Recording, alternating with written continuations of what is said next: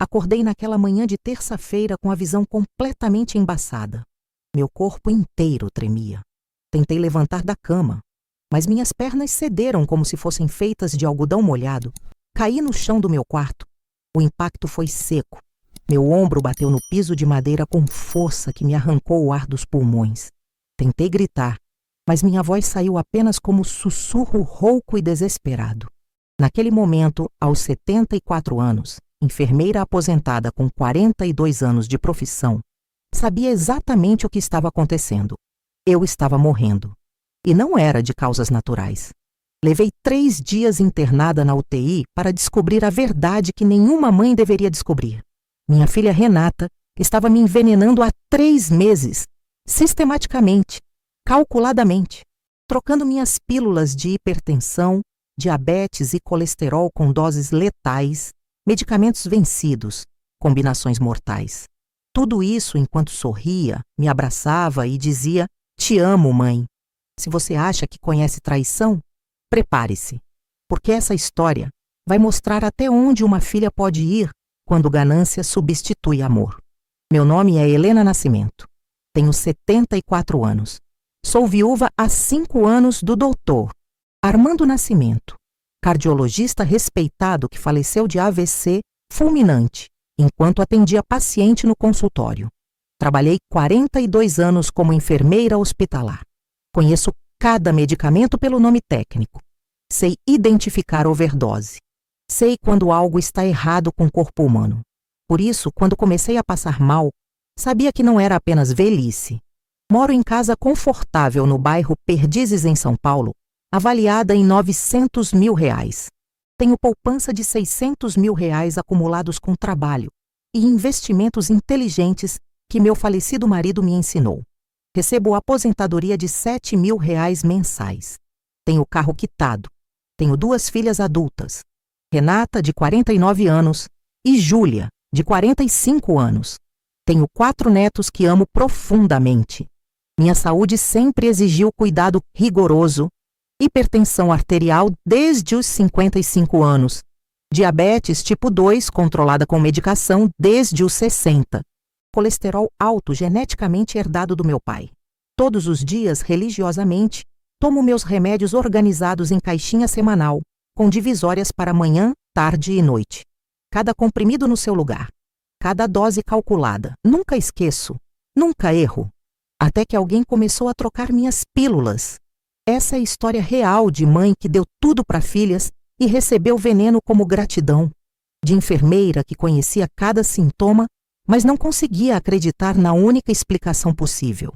De mulher que quase morreu porque amor de mãe cega mais que qualquer medicamento.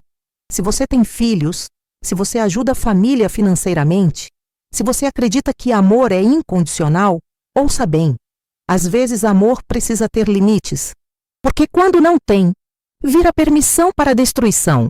Sempre fui mulher forte. Minha mãe me ensinou que enfermeira precisa ter estômago de ferro e coração de ouro. Entrei na profissão aos 22 anos, recém-casada com Armando. Ele estudava medicina enquanto eu trabalhava turnos duplos no hospital para ajudar nas despesas.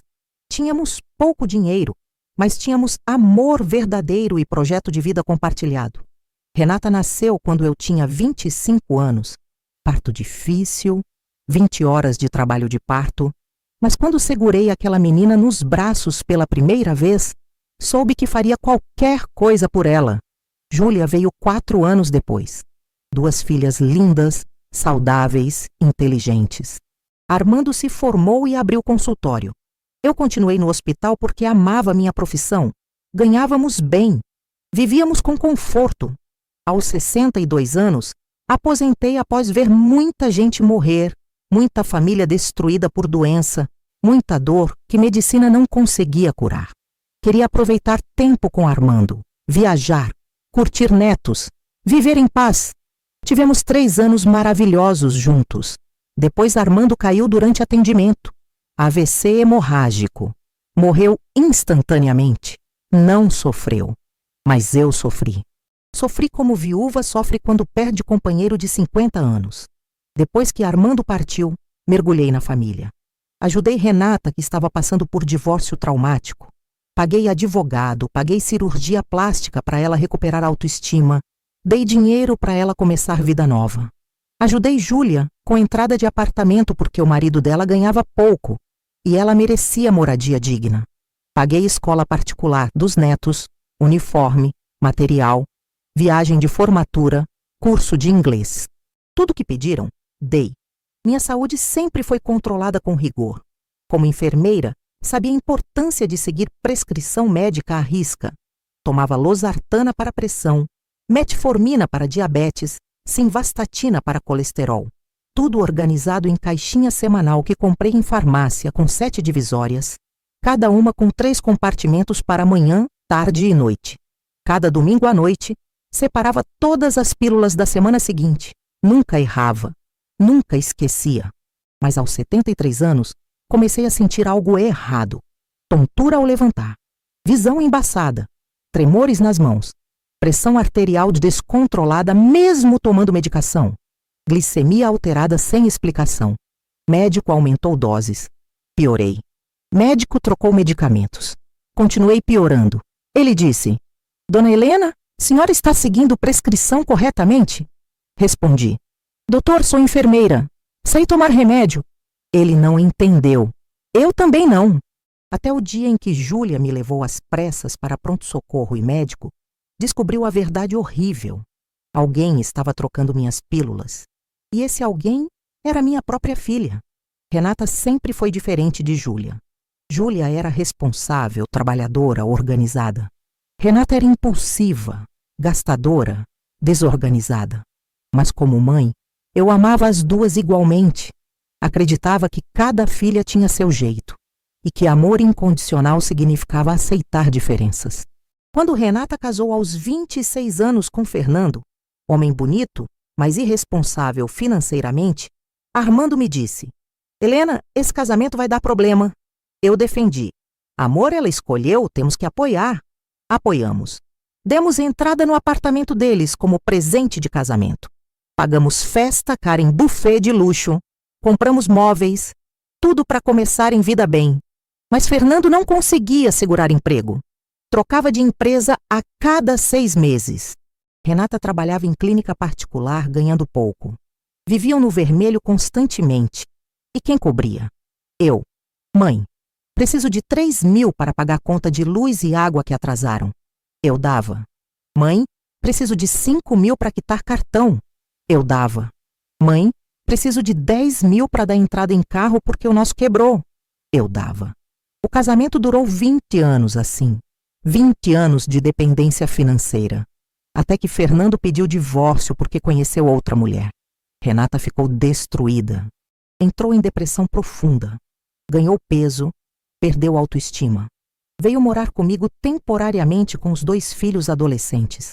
Temporariamente, durou 1 ano e meio. Durante esse período, sustentei Renata e meus netos completamente. Paguei terapia cara para ela. Paguei cirurgia plástica de abdominoplastia e lipoaspiração para ela recuperar corpo. Paguei dermatologista, personal trainer, nutricionista. Tudo que ela pediu para voltar a ser ela mesma, eu dei. Gastei mais de 80.000 reais naquele ano e meio. Renata finalmente saiu de casa. Alugou apartamento pequeno em bairro mais afastado. Voltou a trabalhar. Mas dívidas continuaram.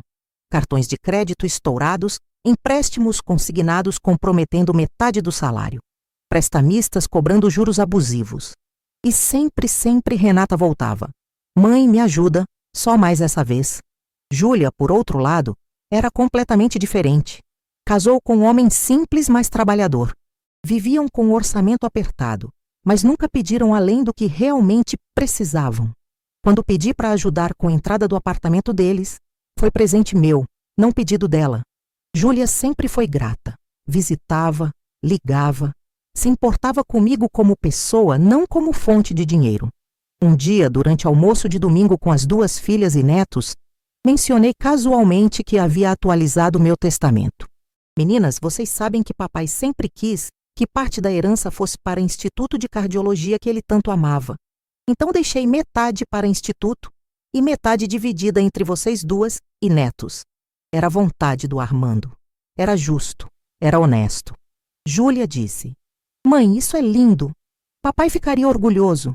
Renata ficou em silêncio, mas vi algo atravessar seu rosto. Algo frio, algo calculista, algo que deveria ter me assustado naquele momento, mas que ignorei porque era minha filha e mães não enxergam maldade em filhas. 2 semanas depois daquele almoço, Renata apareceu em casa com bolo de chocolate. Vim fazer uma visita, mãe. Sentir sua falta. Ficou 2 horas. Foi ao meu quarto buscar casaco que deixei aqui e demorou 10 minutos. Quando saiu, me abraçou apertado e disse: "Te amo, mãe. A senhora é tudo para mim." Achei estranho tanta demonstração de afeto, mas pensei, finalmente minha filha está amadurecendo.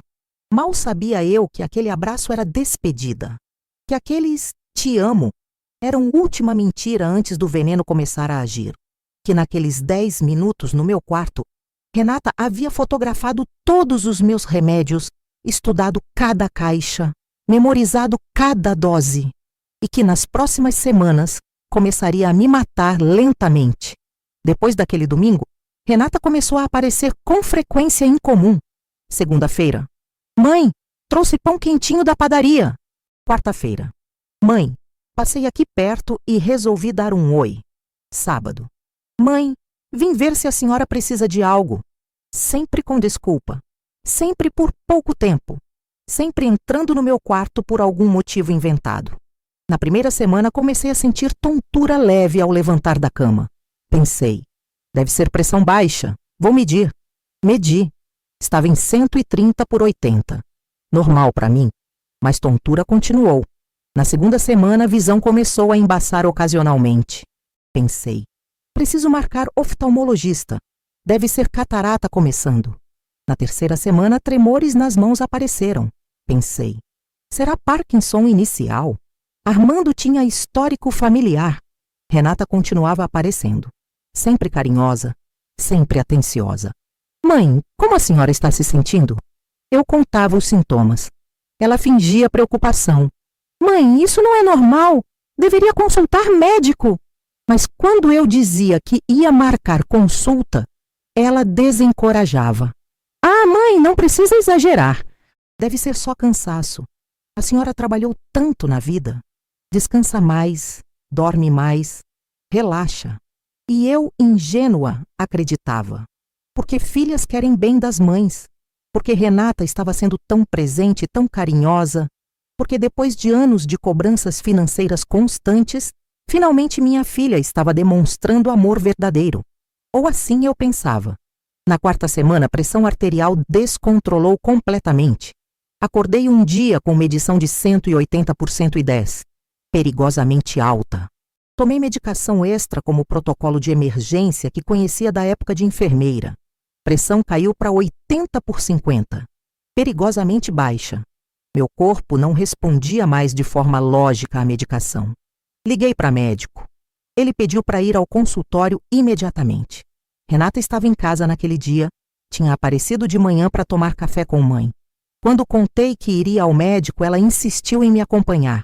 "Mãe, a senhora não pode dirigir assim, vou levar."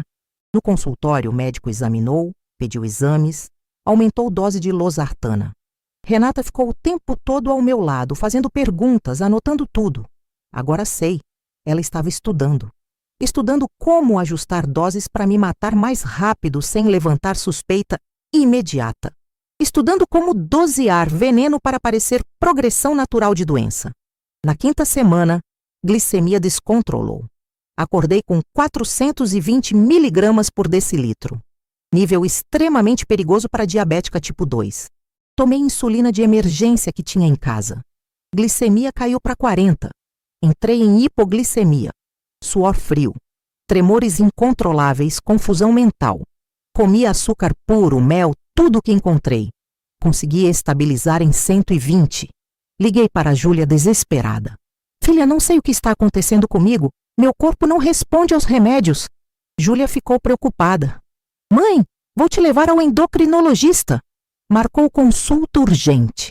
No consultório, endocrinologista revisou medicação, ajustou doses de metformina, prescreveu novo tipo de insulina. "Dona Helena, a senhora está seguindo prescrição corretamente?" organizando remédios direitinho? Respondi indignada. Doutor, fui enfermeira por 42 anos. Sei organizar medicação melhor que a maioria dos médicos.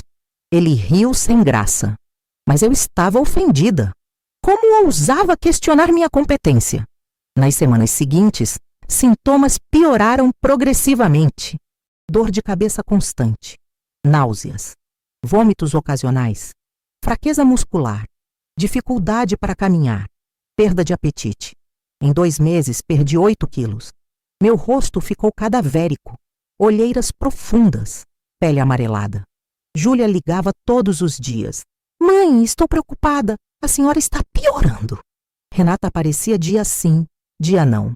Mãe, trouxe sopinha para a senhora comer. Precisa se alimentar. Hoje sei. Renata estava acelerando o processo, aumentando doses letais, misturando medicamentos incompatíveis, colocando comprimidos vencidos que havia comprado em farmácias populares, usando meu nome e minha receita antiga que ela fotografou.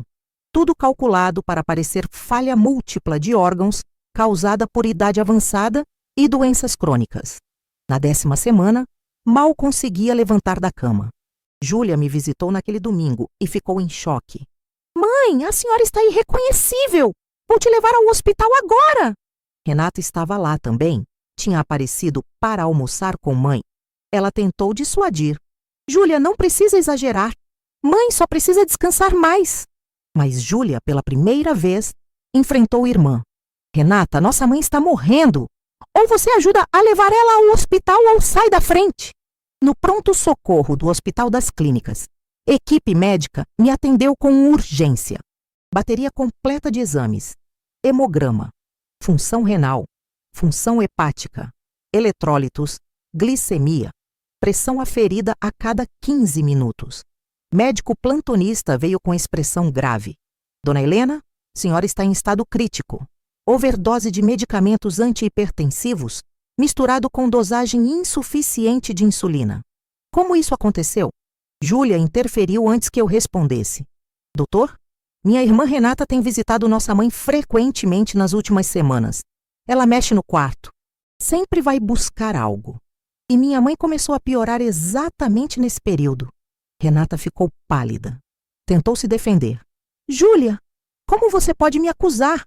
Só estou cuidando da mãe. Mas médico pediu. Tragam todos os medicamentos que Dona Helena toma. Precisamos analisar. Júlia foi à minha casa com a enfermeira do hospital. Trouxeram minha caixinha organizadora de remédios e todas as caixas de medicação. A análise laboratorial demorou 6 horas. Resultado foi devastador. Pílulas trocadas sistematicamente. Losartana de 25 miligramas substituída por dose de 100 miligramas em alguns compartimentos. Metformina removida completamente de algumas doses. Simvastatina misturada com medicamentos vencidos há 2 anos. E mais chocante, comprimidos que nem eram meus estavam misturados. Antidepressivos, ansiolíticos, medicamentos que nunca tomei na vida. Médico chamou polícia. Disse textualmente: isso não é erro, isso não é acidente. Isso é tentativa de homicídio por envenenamento progressivo intencional. Quando a polícia chegou ao hospital, Renata entrou em pânico. Tentou sair. Júlia bloqueou a porta. Você não vai a lugar nenhum. Renata começou a chorar. Júlia, eu não fiz nada. Vocês estão me acusando injustamente. Mas delegado, que chegou com 2 investigadores, era homem experiente. Ele olhou para Renata com aquela frieza policial que conhece mentira a quilômetros de distância. Senhora Renata Nascimento Silva? Ele perguntou formalmente. Sim, ela respondeu tremendo. Senhora terá que vir conosco para prestar depoimento. Há indícios suficientes de tentativa de homicídio contra sua mãe. Renata desmaiou ali mesmo. Paramédicos tiveram que reanimar ela. Enquanto Renata era interrogada na delegacia, a investigação começou rapidamente. Câmeras de segurança do meu condomínio foram requisitadas. Imagens mostraram Renata entrando em minha casa 27 vezes em 2 meses e meio, sempre ficando entre 40 minutos e 1 hora, sempre entrando sozinha quando eu estava sozinha. Vizinhas foram chamadas para testemunhar. Dona Marlene, que mora no apartamento ao lado, confirmou. Renata aparecia muito. Eu achava estranho porque antes ela mal visitava a Dona Helena. De repente estava lá quase todo dia. Dona Sônia, do apartamento de baixo, relatou. Eu via Renata chegando com sacolinhas, sempre dizendo que trouxe comida para a mãe, mas achava estranho ela ficar tanto tempo lá dentro. Perícia foi à minha casa com mandado judicial. Recolheram todas as caixas de medicamentos, todas as pílulas. Analisaram cada comprimido. Encontraram digitais de Renata em caixas que estavam dentro do armário fechado do meu quarto, caixas que ela não teria razão de tocar se não estivesse manipulando. Mas a evidência mais devastadora veio do celular dela. Com mandado judicial, perícia forense acessou o histórico de pesquisas do Google. O que encontraram era aterrorizante. Como matar alguém com remédio sem ser descoberta? Overdose de medicamento para pressão, quanto tempo leva para matar?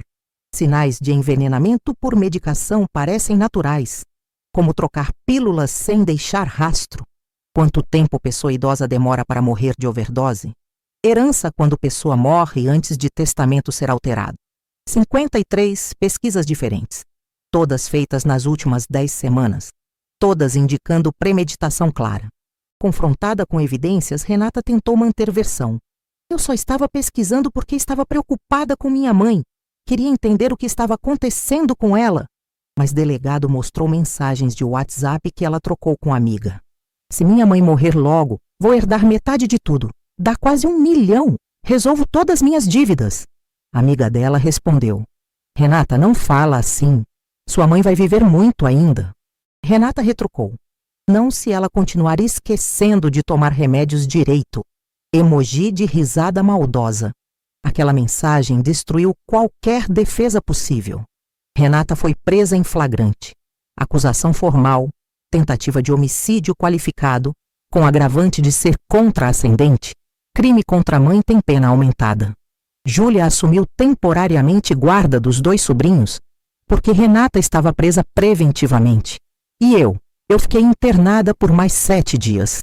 Médicos precisaram limpar meu organismo de todas as toxinas acumuladas. Precisaram reajustar medicação completamente. Precisaram me ensinar novamente a confiar em remédios que durante 3 meses foram veneno. Psicóloga do hospital veio me atender. Dona Helena, como a senhora está se sentindo emocionalmente? Eu olhei para ela com lágrimas que não conseguia mais segurar. Minha filha tentou me matar. A filha que dei à luz, que amamentei, que criei, que ajudei a vida inteira. Tentou me matar por dinheiro. Como mãe se recupera disso? Ela não tinha resposta. Porque não há resposta para a dor de ser assassinada por filha. Investigação continuou nas semanas seguintes. Promotoria pediu prisão preventiva de Renata até julgamento. Juíza concedeu imediatamente considerando gravidade do crime e risco de destruição de provas. Perícia mais detalhada no meu organizador de pílulas revelou padrão metódico. Renata não trocou tudo de uma vez. Ela fazia gradualmente. Na primeira semana trocou apenas 2 doses. Na segunda, 4. Na terceira, 6. Progressão calculada para que eu não percebesse mudança abrupta, mas sintomas fossem piorando consistentemente até morte parecer natural. Médico legista consultado pelo Ministério Público emitiu laudo técnico. Com base nas dosagens encontradas e na progressão dos sintomas relatados, paciente Helena Nascimento teria aproximadamente mais 2 semanas de vida se envenenamento continuasse. Morte seria atribuída provavelmente à falência múltipla de órgãos decorrente de complicações de hipertensão e diabetes. Sem análise toxicológica específica, buscando medicamentos, causa exata passaria despercebida. Júlia leu esse laudo e chorou na minha frente. Mãe, se eu não tivesse te levado ao hospital naquele domingo, você estaria morta em 2 semanas. E Renata teria conseguido. Ninguém saberia. Todos achariam que foi natural. Confrontei Renata durante a audiência de custódia. Júlia me acompanhou. Quando Renata entrou na sala algemada, vestindo o uniforme de presidiária, evitou meu olhar. Juíza perguntou se eu queria dizer algo. Levantei.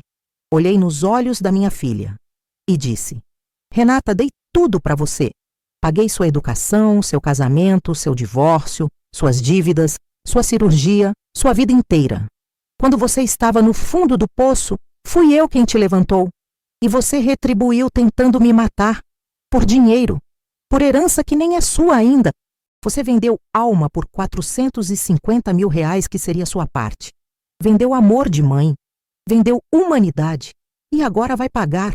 Não porque eu quero vingança, mas porque justiça precisa ser feita. Renata desmoronou. Chorou. Gritou.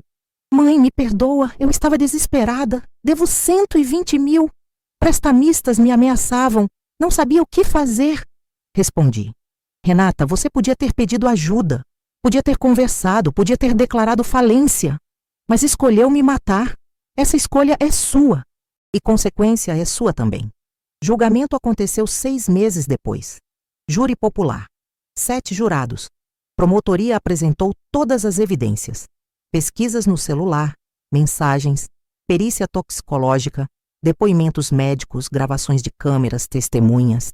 Defesa tentou alegar transtorno emocional grave e desespero financeiro atenuante. Mas promotor foi incisivo. Senhores jurados, tentativa de homicídio não é impulso, é planejamento. Renata pesquisou por meses, visitou 27 vezes. Trocou sistematicamente medicamentos durante 10 semanas. Isso não é desespero. Isso é assassinato premeditado frio. Júri deliberou por 3 horas. Voltou com veredicto unânime. Culpada de tentativa de homicídio qualificado. Juíza aplicou pena máxima permitida por lei. 18 anos de reclusão em regime fechado. Renata recebeu sentença de pé. Olhou para mim uma última vez antes de ser levada. E disse apenas: Mãe, me perdoa. Não respondi, porque perdão é dom que mãe dá, mas confiança quebrada não volta. Amor traído não cicatriza. E filha que tenta matar mãe não merece mais ser chamada de filha. Após condenação, vida começou a se reorganizar. Júlia assumiu guarda definitiva dos 2 sobrinhos, meus netos Caio, 16 anos, e Larissa, 14 anos. Renata perdeu guarda automaticamente por estar presa. Ela poderia receber visitas dos filhos se eles quisessem, mas ambos recusaram. Caio disse: Não quero ver ela. Tentou matar minha avó. Não é mais minha mãe. Larissa foi ainda mais direta. Ela é criminosa. Não vou visitar criminosa. Júlia se mudou para apartamento maior para acomodar sobrinhos. Eu ajudei com custos, obviamente. Mas dessa vez com limites claros. Contrato formal. Dinheiro emprestado com juros simbólicos. Prestações fixas, documentação legal, porque aprendi lição dolorosa. Amor sem limites vira permissão para abuso. Alterei meu testamento completamente.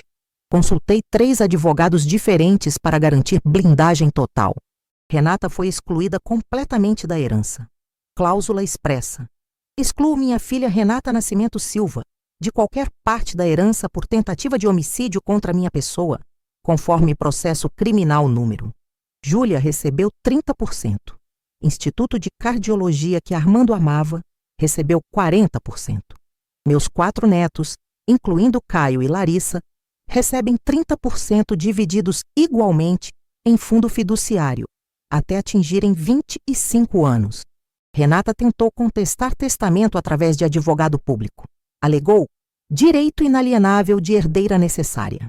Mas juíza foi clara. Tentativa de homicídio contra ascendente é causa justa para exclusão de herança, conforme artigo 1961 do Código Civil. Pedido negado. Instalei sistema completo de segurança em casa. Câmeras em todos os cômodos. Alarme monitorado 24 horas. Controle de acesso biométrico, porque medo não passa facilmente quando filha tenta te matar. Contratei enfermeira particular chamada Beatriz para administrar meus medicamentos. Ela vem 2 vezes ao dia, manhã e noite. Separa comprimidos na minha frente. Eu tomo na frente dela. Ela anota em caderno de controle, assina. Eu assino. Médico revisa semanalmente. Paranoico? Talvez. Mas prefiro ser paranoica viva que confiante morta. Júlia me visita todo domingo. Trazemos netos, almoçamos juntos, conversamos, rimos, choramos às vezes também, porque trauma não desaparece. Apenas vira parte de quem você é. Caio e Larissa fizeram terapia intensiva. Psicóloga especializada em trauma familiar. Levou 1 ano até eles conseguirem falar sobre mãe sem desmoronar. Caio me disse em sessão conjunta: Vó, eu tinha vergonha de contar para os amigos que minha mãe tentou te matar. Mas agora entendo que vergonha não é minha, é dela. Larissa Ganier acrescentou: Vó, quando crescer quero ser médica como vovô. E nunca vou ser como minha mãe. Renata continua presa. Já cumpriu 2 anos. Faltam 16. Tentou apelação 2 vezes. Negada nas 2. Escreveu cartas pedindo perdão. Não respondi. Júlia visitou ela 1 vez por pressão dos filhos. Voltou dizendo: Mãe, ela não mudou. Ainda acha que foi vítima das circunstâncias. Não assume responsabilidade real. Fiz entrevista para jornal local. Repórter perguntou: Dona Helena, senhora perdoou sua filha? Respondi: perdoar e esquecer são coisas diferentes. Perdoar é liberar meu coração do ódio. Isso fiz porque ódio só me machucaria mais. Mas esquecer? Nunca. E confiar? Jamais. Renata fez escolha. Agora vive consequência. Minha saúde se estabilizou completamente. Pressão controlada. Diabetes controlada. Colesterol controlado. Voltei a caminhar no parque. Voltei a fazer pilates 2 vezes por semana. Voltei a viver. Aos 76 anos agora, tenho mais energia que tinha aos 73 quando Renata estava me envenenando. Júlia diz que pareço rejuvenescida. Mãe, senhora está mais bonita, mais disposta, mais feliz. Respondo: Filha, quando você tira veneno da vida, seja literal ou metafórico, corpo responde: eu tirei veneno dos remédios e tirei veneno das relações. Sobrou apenas amor verdadeiro. Os 4 netos me visitam regularmente. Caio começou faculdade de Direito. Diz que quer ser promotor de justiça. Larissa quer medicina. Os outros 2 netos, filhos de Júlia, crescem saudáveis e amados. Todos sabem da história. Todos aprenderam lição que ninguém deveria precisar aprender. Família nem sempre é sinônimo de amor. Às vezes é sinônimo de perigo. Prestamistas que ameaçavam Renata nunca receberam dinheiro.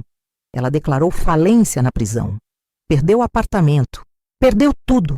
Vive com salário mínimo de trabalho prisional.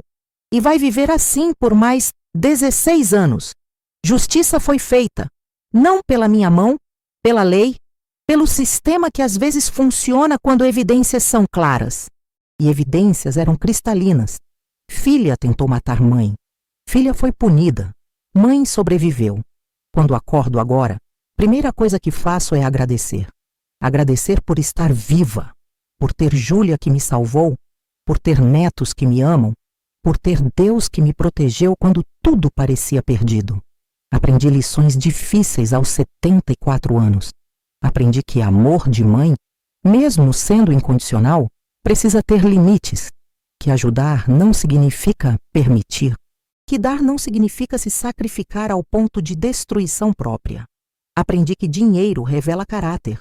Não cria, apenas revela. Renata sempre foi impulsiva, irresponsável, manipuladora. Eu apenas não quis ver. Cobria com amor materno as falhas que precisavam ser enfrentadas. E ao cobrir, permiti que crescessem até virarem monstro. Aprendi que família nem sempre é laço inquebrável. Às vezes precisa ser cortado para nossa própria sobrevivência. E cortar não é falha, é sabedoria, é proteção, é amor próprio. Recebi centenas de cartas de mulheres idosas depois que a história foi divulgada. Mulheres dizendo: minha filha faz isso comigo também. Não tentativa de homicídio, mas exploração financeira, manipulação emocional, abuso psicológico. Todas achando que é obrigação de mãe suportar. Escrevo para vocês. Não é. Obrigação de mãe é criar com amor, educar com limites, proteger enquanto necessário. Mas chega momento em que filhos são adultos responsáveis por próprias escolhas. E quando essas escolhas nos machucam repetidamente, temos direito de dizer chega. Também aprendi a importância de ter filhos que realmente amam. Júlia poderia ter ficado neutra, poderia ter dito não quero me envolver em briga de mãe com irmã, mas não ficou. Júlia me defendeu, me salvou, me protegeu. Isso é amor verdadeiro. Aos outros avós, mães, pais que estão lendo, Prestem atenção em sinais. Filhos que só aparecem quando precisam de dinheiro, que manipulam emocionalmente, que fazem você se sentir culpado por dizer não, que isolam você de outros familiares. Esses são sinais de abuso. E abuso pode escalar. No meu caso, escalou para tentativa de assassinato. Não estou dizendo para desconfiar de todos. Estou dizendo para confiar com sabedoria, para amar com limites, para ajudar com discernimento. Renata me ensinou algo brutal. Pessoas são capazes de qualquer coisa quando o desespero encontra falta de caráter. Ela estava desesperada financeiramente. Verdade. Mas pessoas de caráter, mesmo desesperadas, não matam mães. Pessoas de caráter pedem ajuda, declaram falência, recomeçam vida. Renata escolheu veneno. E veneno voltou para ela. Não fisicamente, mas metaforicamente. Ela engoliu o veneno da própria mentira. Porque mentira é veneno que corrói de dentro, destrói alma, mata consciência. E no final, mata até amor próprio. Hoje, aos 76 anos, vivo em paz. Não é paz de quem esqueceu. É paz de quem perdoou, mas protegeu. De quem ama, mas estabelece limites. De quem confia, mas verifica. Minha mensagem final. Se essa história te tocou, compartilhe. Porque há mães sendo exploradas agora. Há idosos sendo abusados agora. Há familiares planejando crimes contra a própria família agora. E essas pessoas precisam saber. Tem saída, tem justiça, tem vida depois da traição. A Deus ofereço gratidão eterna, porque no momento exato em que Renata estava prestes a conseguir, Júlia apareceu. No momento exato em que envenenamento ia me matar, médico descobriu. No momento exato em que evidências podiam desaparecer, polícia agiu. Coincidências? Não acredito em coincidências. Acredito em Deus que protege quem Ele ama. E se você está passando por algo parecido, saiba. Você não está sozinho. Tem ajuda, tem lei, tem justiça. Não precisa sofrer em silêncio. Não precisa morrer por amor mal direcionado. Proteja-se. Denuncie. Viva. Porque vida é dom precioso. E ninguém, nem filha, tem direito de tirar esse dom por ganância. Noite após Renata ser condenada, sentei na varanda da minha casa com xícara de chá de camomila. Olhei para estrelas e finalmente permiti que emoções reprimidas viessem à superfície. Chorei. Chorei como não havia chorado em anos. Não chorei por tristeza apenas. Chorei por alívio, por raiva, por decepção, por luto. Porque mesmo que Renata esteja viva, filha que conheci morreu. Morreu no momento em que decidiu trocar primeira pílula. Lembrei dela bebê. 3 quilos e 800 gramas ao nascer. Cabelo escuro, olhos grandes, perfeita. Lembrei dela aos 5 anos pedindo colo quando tinha pesadelo. Aos 10 anos mostrando o boletim com orgulho. Aos 15 anos sonhando com o futuro. Aos 20 casando com vestido branco que custou fortuna, mas que paguei com alegria. Onde foi que perdi minha filha? Em que momento amor virou ganância? Em que ponto ajuda virou dependência doentia? Essas perguntas me assombravam. Júlia veio me fazer companhia. Sentou ao meu lado em silêncio. Depois de longo tempo disse: "Mãe, não foi culpa da senhora." Respondi: "Júlia, eu sei disso racionalmente. Mas coração de mãe não funciona apenas com razão. Coração de mãe pergunta: poderia ter feito diferente? Poderia ter educado melhor? Poderia ter estabelecido limites mais cedo?" Júlia pegou minha mão. "Mãe, Renata fez escolhas. Escolhas adultas, conscientes, criminosas. A senhora deu tudo para nós duas. Educação, amor, exemplo, limites quando necessário. Eu recebi mesma educação e não tentei matar ninguém. Isso não é sobre senhora, é sobre Renata." Aquelas palavras me libertaram um pouco, porque culpa materna é peso que carregamos sem necessidade. Filhos são pessoas. Pessoas fazem escolhas. E escolhas têm consequências. Mas dor continuava. Dor de saber que Renata vai envelhecer na prisão, que vai perder 16 anos de vida dos filhos, que meus netos vão crescer sem mãe porque ela escolheu dinheiro sobre humanidade. Essa dor não tem nome. É luto de filho vivo, mas perdido. Aprendi também sobre trauma. Porque trauma de quase ser assassinada pela filha não desaparece. Fica. Vira parte de você. Durante meses após condenação, acordava de madrugada em pânico. Verificava portas, verificava janelas, verificava remédios mesmo com Beatriz organizando tudo. Paranoia? Não. PTSD? Transtorno de estresse pós-traumático. Fiz terapia. Sessões semanais com psicóloga especializada em trauma. Ela me ensinou que não sou fraca por ter medo, que não sou covarde por verificar tudo, que estou apenas processando o trauma de forma natural. Levou 2 anos até conseguir dormir noite inteira sem acordar verificando coisas. Mas algo mudou em mim. Algo se endureceu. Não sou mais ingênua que acreditava cegamente. Sou mulher que verifica, que questiona, que protege a si mesma. Alguns chamam isso de frieza. Eu chamo de sabedoria adquirida com dor. Relacionamento com Júlia se fortaleceu imensamente porque ela me salvou. E esse ato criou laço que vai além de mãe e filha. É laço de vida a morte, de salvador a salva, de amor provado não por palavras, mas por ações. Os netos me tratam com cuidado especial. Caio sempre pergunta: Vó, tomou todos os remédios hoje? Larissa verifica se estou comendo bem. Os netos de Júlia me abraçam mais forte. Todos sabem que a avó é sobrevivente. E sobreviventes merecem respeito. Mas sinto falta. Falta de ter família completa. Falta das festas de Natal com todos juntos. Falta de ver Renata crescendo, amadurecendo, sendo mãe melhor para filhos. Essa falta é luto eterno. Amigos me perguntam: Helena, você visita Renata na prisão? Respondo: não. Mas ela é sua filha, insistem. Respondo: ela foi minha filha. Agora é mulher que tentou me matar. E eu tenho o direito de me proteger emocionalmente. Essa decisão me custou julgamento social. Algumas pessoas me veem como mãe cruel. Como pode abandonar filha na prisão? Mas essas pessoas não quase morreram envenenadas. Essas pessoas não tomaram pílulas trocadas por 3 meses. Essas pessoas não sentem o que sinto. E aprendi que não devo explicações sobre minha dor a ninguém. Minha história. Minhas escolhas. Meu direito de proteger minha paz. 3 anos após tentativa de assassinato, posso dizer que transformei dor em propósito. Comecei a dar palestras em grupos de idosos sobre abuso financeiro familiar.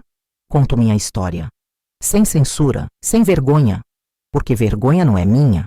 Primeira palestra foi difícil. Sala com 40 idosos, todos com histórias parecidas. Filhos que pedem dinheiro constantemente. Netos que manipulam. Genros e noras que exploram. Quando contei sobre Renata trocar pílulas, mulher de 80 anos levantou mão tremendo. Minha filha faz isso comigo também. Não troca remédios, mas me dá remédios a mais quando quer que eu durma para ela mexer nas minhas coisas. Aquilo me chocou. Não era caso isolado, era padrão. Silenciado por vergonha, por amor materno mal direcionado, por medo de denunciar família. Criei com Júlia pequeno grupo de apoio. Nome: Avós Protegidas. Reuniões mensais. Espaço seguro para idosos compartilharem abusos que sofrem. Advogado voluntário orienta sobre direitos. Psicóloga voluntária oferece suporte emocional. Assistente social conecta casos graves com autoridades. Em 2 anos, ajudamos 23 idosos a se protegerem. 3 casos eram tentativas de envenenamento similar ao meu. 17 eram exploração financeira. 3 eram isolamento e cárcere privado emocional. Todos conseguiram denunciar. Todos conseguiram proteção. Essa virou minha missão. Transformar tragédia pessoal em proteção para outros. Porque se minha dor pode salvar uma vida, então valeu pena sobreviver. Júlia também mudou. Tornou-se advogada especializada em direito de idosos. Fez pós-graduação. Abriu escritório. Atende gratuitamente vítimas de abuso familiar. Ela diz: Mãe, se não fosse só a sua história, eu nunca teria encontrado minha vocação. Dor gerou propósito para ela também. Caio decidiu carreira em direito inspirado pelo que vivemos. Vó, quero ser promotor para punir gente como minha mãe. Larissa quer medicina para curar pessoas que outros envenenaram. Até minhas dores geraram sementes de bem. Aprendi também sobre perdão. Não perdão que esquece, mas perdão que liberta quem perdoa. Levou 3 anos. Mas finalmente consegui olhar para a foto antiga de Renata e não sentir ódio. Sentir tristeza profunda, sim, mas não ódio. Perdoar não significou reconciliar. Significou liberar meu coração do veneno do ódio. Porque ódio é como o veneno que tomamos esperando que outro morra. E eu já tinha tomado veneno suficiente por 3 vidas. Renata me escreveu carta no 3º ano de prisão. Carta de 12 páginas, manuscrita. Ela contava sobre prisão, sobre arrependimento, sobre terapia que faz lá dentro, sobre como finalmente entendeu gravidade do que fez. Pediu perdão de forma mais profunda que antes. Li a carta 3 vezes. Chorei em cada uma, não respondi. Porque perdão não exige resposta. Perdão é ato interno. E eu já havia perdoado.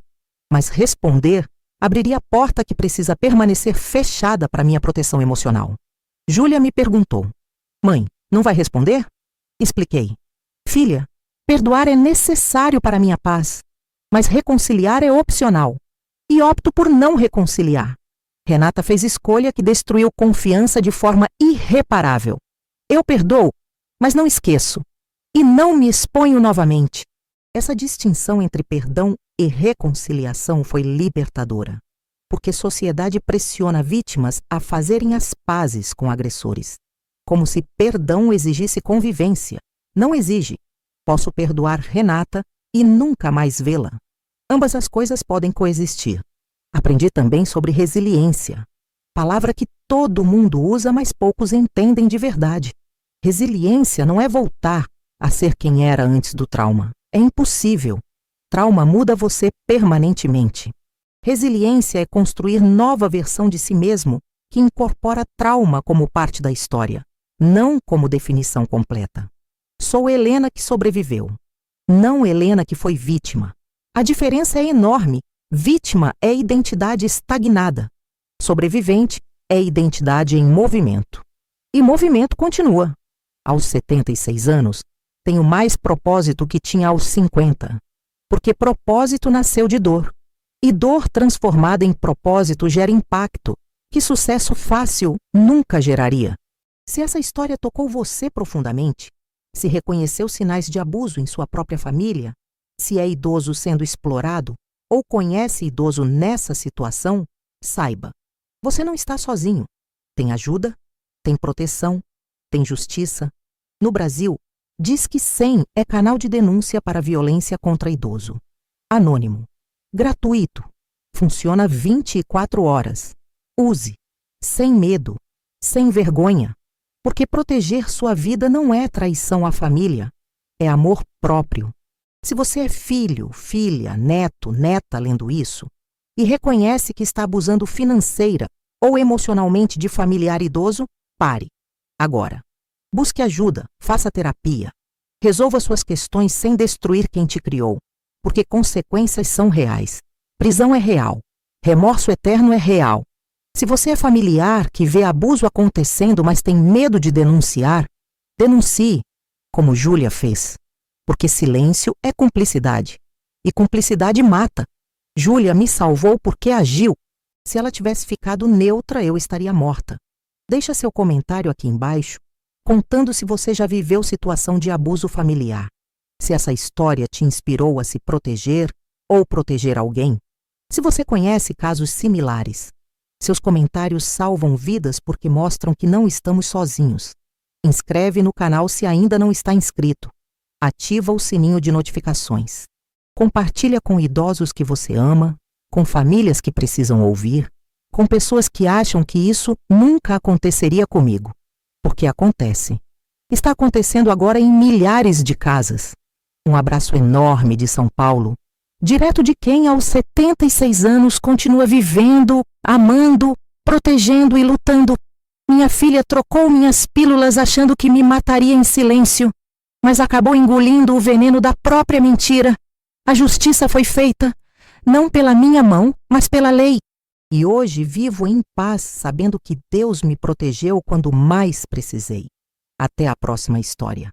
Fiquem bem, protejam-se e lembrem-se, amor verdadeiro protege, não destrói.